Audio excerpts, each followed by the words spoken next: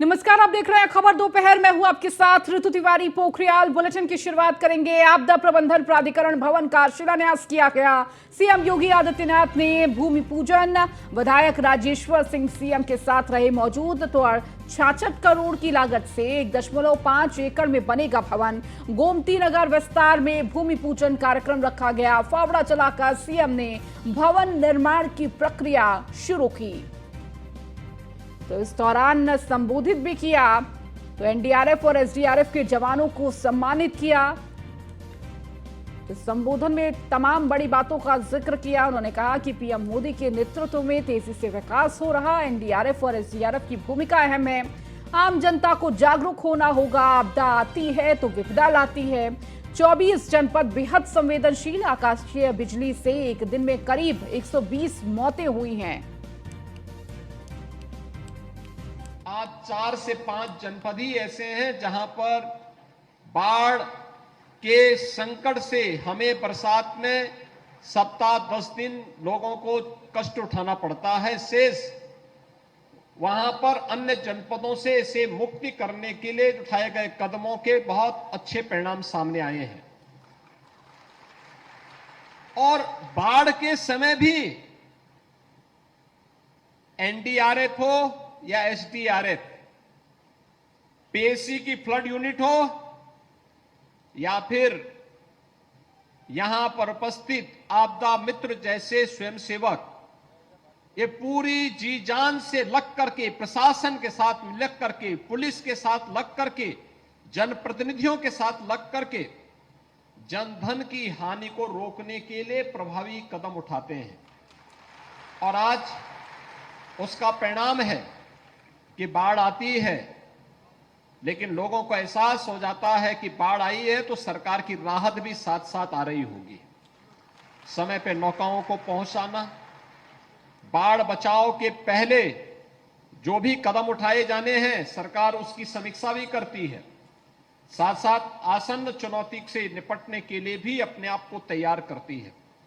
आज उसी का परिणाम है कि जहां ये कदम उठाए गए हैं वहीं साथ ही साथ प्रदेश सरकार ने अन्य अनेक कार्यक्रम उठाए। उत्तर प्रदेश पहला राज्य है जिसने आपदा से निपटने के लिए उन बहुत सारी श्रेणियों को भी आपदा प्रबंधन के दायरे में ले आया है और उन्हें राहत भी उपलब्ध कराई जा रही है। जैसे मानव वन्य जीव संघर्ष का मामला है।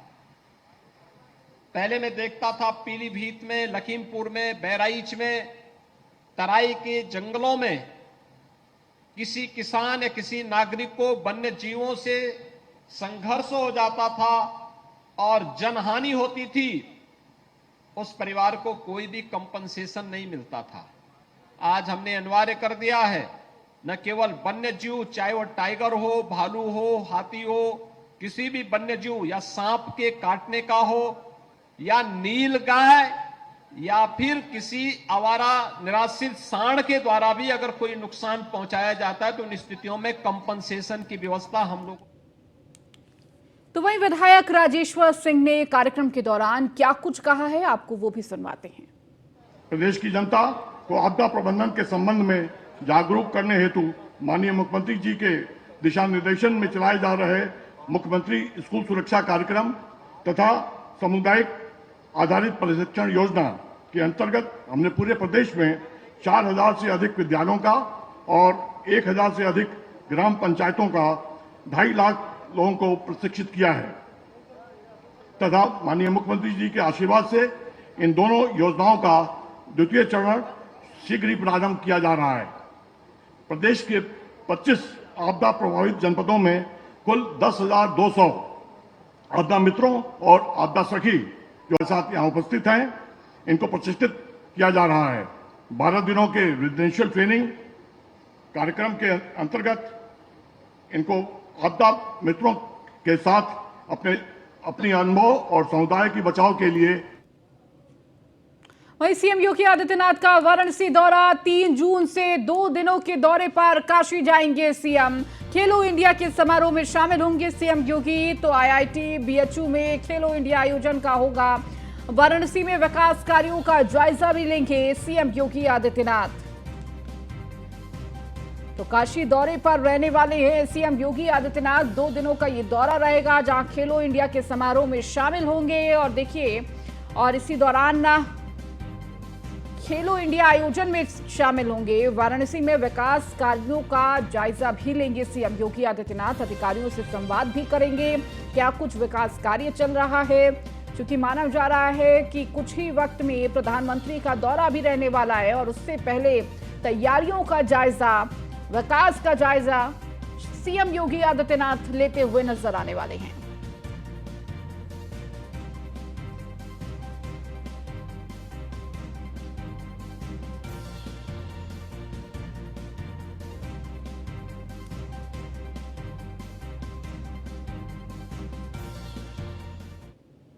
वहीं केंद्रीय मंत्री स्मृति ईरानी रायबरेली के दौरे पर हैं, जहां उन्होंने जनसंवाद कार्यक्रम के दौरान पीड़िता के रास्ते की शिकायत को ले संज्ञान लिया, जिसके बाद मामले को लेकर अधिकारियों को जमकर फटकार भी लगाई।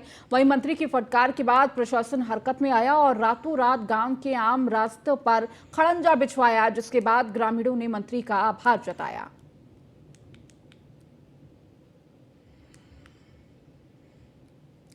तो रायबरेली में जनसंवाद का कार्यक्रम, केंद्रीय मंत्री स्मृति ईरानी ने सुनी लोगों की समस्याएं, गांव के रास्ते को लेकर अधिकारियों को फटकार लगाई। अधिकारियों ने रातों रात गांव में खड़ंजा लगवाया। ग्रामीणों ने मंत्री स्मृति ईरानी का आभार भी व्यक्त किया। ये तस्वीरें भी आपको दिखा रहे हैं किस तरह से रातों रात अधिकारियों ने रास्तों पर खड़ंजों की व्यवस्था की और किस तरह से जो रास्ते हैं वो दुरुस्त किए।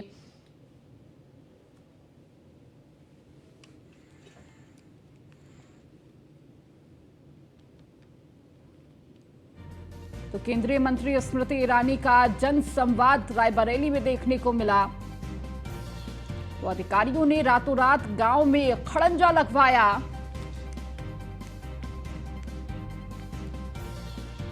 तो ग्रामीणों ने मंत्री स्मृति ईरानी का धन्यवाद और आभार जताया। तो रायबरेली में यह जनसंवाद का पूरा कार्यक्रम था।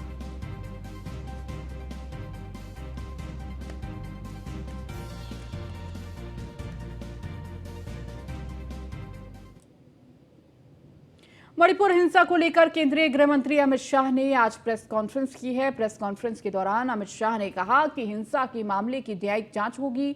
अमित शाह ने यह भी कहा कि 29 अप्रैल को मणिपुर हाईकोर्ट के एक जल्दबाज फैसले की वजह से राज्य में जातीय हिंसा और 2 गुटों के बीच हिंसा की शुरुआत हुई। शाह ने कहा कि 2 दिनों में मणिपुर के अलग अलग इलाकों में जाकर मैंने नागरिकों के डेलीगेशन और आहत लोगों से मिलने की कोशिश की है, तो अफसरों के साथ मीटिंग भी की। केंद्रीय गृह मंत्री ने यह भी कहा कि भारत सरकार हिंसा की वजह और हिंसा के जिम्मेदार इन सभी की जांच के लिए हाईकोर्ट के चीफ जस्टिस लेवल के रिटायर्ड जजों का न्यायिक आयोग गठित करने जा रही है। विगत लगभग 1 महीने से मणिपुर में हिंसक घटनाएं हुई है। सबसे पहले तो मैं जिन दुर्भाग्यपूर्ण नागरिकों की हाल की हिंसा में मृत्यु हुई है, इस सभी के परिवारों के प्रति देश के प्रधानमंत्री जी की ओर से, मेरी ओर से और भारत सरकार की ओर से इनके प्रति संवेदना व्यक्त करता हूं। जान किसी की भी गई हो, देश के नागरिक की जान जाती है, तब हम सबको, मुझे, आपको सभी को दुख होना बहुत स्वाभाविक। ये 2 दिन के दौरान मैंने ढेर सारे इधर और साइड के लोगों से मुलाकात की है। कोर्ट में मणिपुर के कुछ हिस्सों से आने में तकलीफ है। हम हाईकोर्ट के साथ चर्चा कर रहे हैं। 3 जगह पे वर्चुअल माध्यम से अपीयर हो सके इस प्रकार की व्यवस्था की है, करने जा रहे हैं हम चूड़ाचांदपुर, मोरे और कंपोकवी में, जहां से मणिपुर हाईकोर्ट में सीधी अपनी बहस भी कर सकेंगे और हाईकोर्ट लिबरल तरीके से उनको जब तक स्थिति नॉर्मल नहीं हो जाती डेट भी दे पाएगी। इससे काम करने में काफी सरलता होगी। वहीं डीएम के एक्शन से राशन माफियाओं में हड़कंप मचा हुआ है। जिला पूर्ति अधिकारी की लापरवाही आई सामने। डीएम पुलकित खरे को मिली थी गोपनीय सूचना, राशन माफियाओं ने सरकारी खाद्यान्न छिपा रखा था। सोले और सत्तार के खिलाफ दर्ज हुआ है मुकदमा। जिला पूर्ति अधिकारी के छापे की नहीं लगी भनक। तो डीएम का यह एक्शन देखने को मिला। लापरवाही अधिकारियों के सामने आई, जहां जिला पूर्ति अधिकारियों की ये लापरवाही, जहां डीएम पुलकित खरे को मिली थी गोपनीय सूचना, जिसके बाद सोहेल और सत्तार के खिलाफ दर्ज हुआ है मुकदमा। किस तरह से राशन को छुपा कर रखते थे, तो राशन की ये कालाबाजारी देखने को मिली है। तो सोहेल और सत्तार पर मुकदमा दर्ज हुआ। कोतवाली क्षेत्र में भरतपुर गेट के पास खाद्यान्न का स्टॉक किसी निजी व्यक्ति के यहाँ रखा है। ये सरकारी खाद्यान्न है। तत्काल ही गोपनीय रूप से एक मजिस्ट्रेट को इसकी सूचना देते हुए वहाँ के लिए रवाना करा गया और रेड कराई गई। इस रेड में जो बोरियां बरामद हुई हैं उसके अंतर्गत 3/7 के अंतर्गत FIR लिखवाई गई है। भविष्य में भी इस बात को लेके सख्ती से निर्देश दिए गए हैं कि सभी पूर्ति निरीक्षक अपने अपने क्षेत्र में निगाह रखें। इस तरह की यदि कहीं और घटना पाई जाती है तो न केवल 3/7 के अंतर्गत मुकदमा लिखवाया जाएगा, बल्कि जिसके क्षेत्र में ये घटना पाई जाती है उन पूर्ति निरीक्षकों को भी इसके लिए जिम्मेदारी। तो डीएम के एक्शन से राशन माफियाओं में हड़कंप, जिला पूर्ति अधिकारी की लापरवाही सामने आई। किस तरह से ये काला धंधा चल रहा था, कालाबाजारी चल रही थी। तो राशन माफियाओं ने सरकारी खाद्यान्न छिपा कर रखा था। इस दौरान ये छापेमारी देखने को मिली है। डीएम की ये बड़ी कार्रवाई, जहां सोहेल और सत्तार के खिलाफ मुकदमा दर्ज हुआ। अब खबर मथुरा से है, जहां तालाब में डूबने से 3 बच्चों की मौत हो गई है। 3 सगे भाइयों की तालाब में डूबने से मौत हुई है। 2 भाइयों को बचाने में तीसरे भाई की भी मौत हो गई है। अस्पताल ले जाने पर डॉक्टरों ने मृत घोषित किया। मथुरा के थाना मारगोरा कस्बे की ये पूरी घटना है। तो 3 सगे भाइयों की तालाब में डूबने से मौत हो गई है। बड़ी दुर्घटना, परिवार में मातम पसरा हुआ। तीनों सगे भाई बताए जा रहे हैं। अस्पताल ले जाने पर डॉक्टरों ने तीनों को मृत घोषित किया। तो मथुरा के थाना मोरगोरा कस्बे की ये पूरी घटना है। तो तालाब में डूबने से 3 बच्चों की मौत हो गई है। तो 3 सगे भाई बताए जा रहे हैं। 2 को बचाने के चक्कर में एक और भाई की इस दौरान साथ में मौत हो गई। महेश सिंह हमारे संवाददाता मथुरा से जुड़ चुके हैं। महेश, क्या जानकारी मिल पा रही है? बेहद दुखद ये दुर्घटना हुई है। देखिए, हम आपको बता दें, मगोरा की घटना है। यहाँ पर सिंगा पे मोहल्ला पड़ता है। वहां पर एक उसका आयोजन था, भंडारे का आयोजन था, जहां पर ये तीनों भाई गए हुए थे। लेकिन वहीं पर एक पास में पोखर बना हुआ था। पोखर में ये 2 भाइयों ने नहाने के लिए उसमें छलांग लगाई। बरगद का पेड़ है उसके पास से। लेकिन दोनों भाई जब डूबने लगे तो वहां पर तीसरा भाई जो मौके पर खड़ा था उसने भी वहां पर तुरंत उन दोनों को बचाने के लिए उसमें छलांग लगा दी। लेकिन वो तीनों भाई डूब गए। इसी के साथ वहां पर एक और का साथी खड़ा था, जिसने जाकर के परिवारजनों को सूचना दी। तब परिवार के जन वहां पर आए और सभी लोग, ग्रामीण के लोग वहां पर लोग पहुंचे, उन तीनों को निकाला। लेकिन उन बच्चों को जो हॉस्पिटल पहुंचाया गया, 2 को तो सरकारी हॉस्पिटल पहुंचाया गया, वहां मृत्यु घोषित कर दिया। एक को प्राइवेट हॉस्पिटल पहुंचाया गया था, वहां उसको मृत्यु घोषित कर दिया। लेकिन ये बहुत बड़ी दर्दनाक घटना है। परिवारजनों के तीनों पुत्र एक साथ तीनों की मृत्यु हुई है। इसमें पूरा परिवार गमगीन माहौल है, बहुत ही ज्यादा परेशान है। सभी लोग उनको ढांढस लगा रहे हैं। पूरे ग्रामीणों में बहुत ही शोक की लहर। ठीक है, बहुत शुक्रिया महेश इस जानकारी को देने के लिए। वहीं अब खबर ग्रेटर नोएडा से, जहां अनिल दुजाना के करीबी गैंगस्टर पर बड़ी कार्रवाई। गैंगस्टर राजू पंडित उर्फ राजेंद्र की संपत्ति कुर्क की गई। 1,04,56,000 का वेयरहाउस कुर्क किया गया। पुलिस ने गैंगस्टर के तहत संपत्ति कुर्क की है। अनिल दुजाना के नाम पर अर्जित की थी संपत्ति। धूमा मानिकपुर गांव में स्थित संपत्ति पर यह कार्रवाई हुई है। अब खबरों में आगे बढ़ेंगे, बात अयोध्या की करेंगे। अयोध्या में सनबीम स्कूल में 10वीं की छात्रा के मौत प्रकरण में एसआईटी लगातार आरोपियों से पूछताछ कर रही है। तो घंटों जांच पड़ताल करने के बाद छात्रा के ही साथ पढ़ने वाले 8 छात्रों को पूछताछ के लिए बुलाया गया। पुलिस के मुताबिक छात्र, अध्यापक और स्कूल स्टाफ समेत 32 लोगों के बयान दर्ज किए गए हैं। पोस्टमार्टम और FSSL की रिपोर्ट आने के बाद एसआईटी ने अपना शिकंजा कस कसना शुरू कर दिया है। तो तीनों मुख्य आरोपियों को साथ कभी कभी अलग अलग बैठाकर पूछताछ कर रही है। सिर्फ एक ही सवाल बार बार आरोपियों से पूछा जा रहा है कि छात्रा की मौत होने तक परिजनों और पुलिस को क्यों गुमराह कर रखा गया। 7 घंटे तक छात्रा के छत से गिरने वाली बात छुपाकर क्यों पुलिस और प्रशासन को झूला झुलाया जा रहा था। इन सवालों का जवाब देने में तीनों ही आरोपियों के पसीने छूटे जा रहे हैं। सवाल यह भी उठ रहा है कि घटना के तुरंत बाद पुलिस क्यों सूचित नहीं किया गया। छात्रा को सरकारी अस्पताल न ले जाकर क्यों निजी चिकित्सालय में भर्ती कराया गया। आरोपी अभी भी इन सवालों का जवाब देने में भटक रहे हैं। दरअसल 26 मई को छात्रा स्कूल की बिल्डिंग से सुबह 9:30 बजे के करीब गिरी थी। उसके गिरते ही स्कूल प्रशासन उसे निजी अस्पताल ले गया, जहां इलाज के दौरान उसकी मौत हो गई।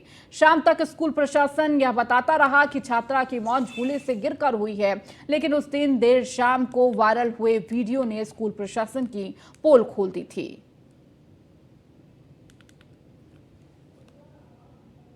खबरों में आगे बढ़ेंगे। आपदा प्रबंधन प्राधिकरण भवन का शिलान्यास सीएम योगी ने। इस दौरान बीजेपी विधायक राजेश्वर सिंह भी मौजूद रहे। वही विधायक राजेश्वर सिंह ने कार्यक्रम के दौरान क्या कुछ कहा है, आपको सुनवाते हैं। श्रद्धेय मुख्यमंत्री जी जानते हैं कि उत्तर प्रदेश में 20 से ज्यादा नदियां हैं, बाढ़ की समस्या रहती है। 27 लाख हेक्टेयर ऐसी जमीन है हमारी जो जलमग्न हो जाती है, जिसमें जीवन और लोगों की हानि होती है। उसको रोकने के लिए आपदा प्रबंधन को मजबूत कर रहे हैं। परम श्रद्धेय का मैं हृदय से आभार व्यक्त करता हूं। वो जानते हैं परम श्रद्धेय योगी आदित्यनाथ जी कि उत्तर प्रदेश का पश्चिमी उत्तर प्रदेश भूकंप के सेस्मिक 4 जोन में पड़ता है। हमारे जिले वल्नरेबल हैं। इसके लिए आपदा प्रबंधन को कितना मजबूत किया जाना है, इसके लिए परम श्रद्धेय इतना समय दे रहे हैं। आपदा प्रबंधन की व्यवस्थाओं को मजबूत कर रहे हैं और हमारे उत्तर प्रदेश को तैयार कर रहे हैं। आपदा मित्रों को तैयार कर रहे हैं, इनको जागरूक कर रहे हैं, इनको आगे बढ़ा रहे हैं कि कभी कोई समस्या आई। वैसे तो आपका तपोबल इतना ज्यादा है, आपका तपोबल इतना ज्यादा है कि उत्तर प्रदेश को कोई आपदा छू नहीं सकती, लेकिन परम श्रद्धेय इसके बाद भी लगातार उत्तर प्रदेश की जनता के लिए तत्पर रहते हैं। अपने जीवन की परवाह न करते हुए जिस प्रकार से आपने कोविड प्रबंधन किया, कोविड से ग्रस्त होने के बाद भी एक दिन भी छुट्टी नहीं ली, एक दिन भी अस्पताल नहीं गए और जनता की सेवा में निरंतर लगे रहे। ये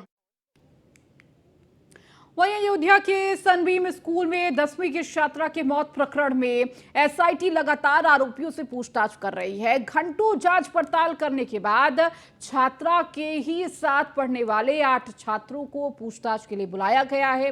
पुलिस के मुताबिक छात्र, अध्यापक और स्कूल स्टाफ समेत 32 लोगों का बयान दर्ज किया गया है।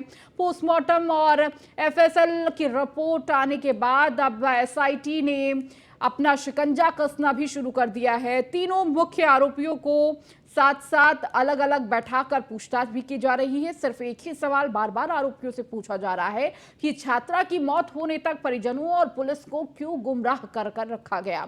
7 घंटे तक छात्रा के छत से गिरने वाली बात छुपाकर क्यों पुलिस और प्रशासन को झूला झुलाया जा रहा था। इन सवालों का जवाब देने में तीनों ही आरोपियों के पसीने छूट रहे हैं। सवाल यह भी उठ रहा है कि घटना के तुरंत बाद पुलिस को क्यों सूचित नहीं किया गया। छात्रा को सरकारी अस्पताल में ना ले जाकर क्यों निजी चिकित्सालय में भर्ती कराया गया। और अधिक जानकारी के साथ हम राघवेंद्र शुक्ला हमारे साथ वरिष्ठ संवाददाता हमारे साथ जुड़ चुके हैं। राघवेंद्र, देखिए, इस पूरे मामले में लगातार गुत्थी वही उलझी हुई है और एसआईटी भी लगातार यही सवाल पूछ रही है कि आखिर जब ये पूरी घटना हो गई थी, पहले झूठ बोला जाता है और उसके बाद अभी भी जो सही जवाब है वो नहीं दिए जा रहे हैं, और क्या कुछ अभी कार्रवाई चल रही है इस पूरे मामले पर?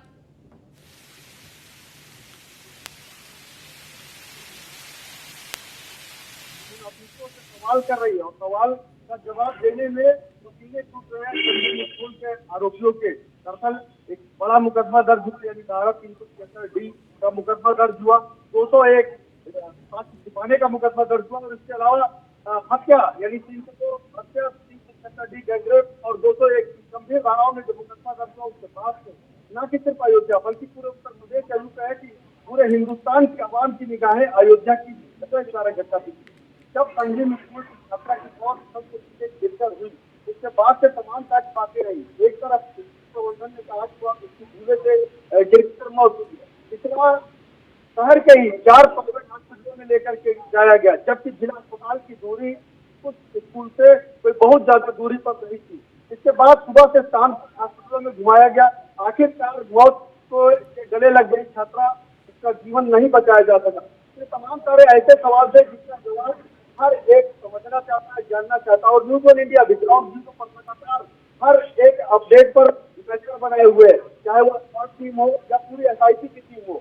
एसआईटी ने लगातार कई लोगों को आया हुआ है, उन लोगों से लगातार पूछताछ भी कर रहे हैं। लेकिन सबसे अहम बात जो अभी आपने कही थी, सभी सवालों का जवाब करना अभी फिलहाल कोई भी, चाहे वह पुलिस अधिकारी हो व स्कूल प्रबंधन हो, वह अभी परहेज कर रहा है इन तमाम सारे सवालों का जवाब देने से। हाँ, इतना जरूर, ये जरूर अपडेट मुझे हुई है। ठीक है राघवेंद्र, बहुत शुक्रिया इन तमाम जानकारियों को देने के लिए। चलिए, इस बुलेटिन में फिलहाल इतना ही। बने रहिए न्यूज़ वन इंडिया के साथ।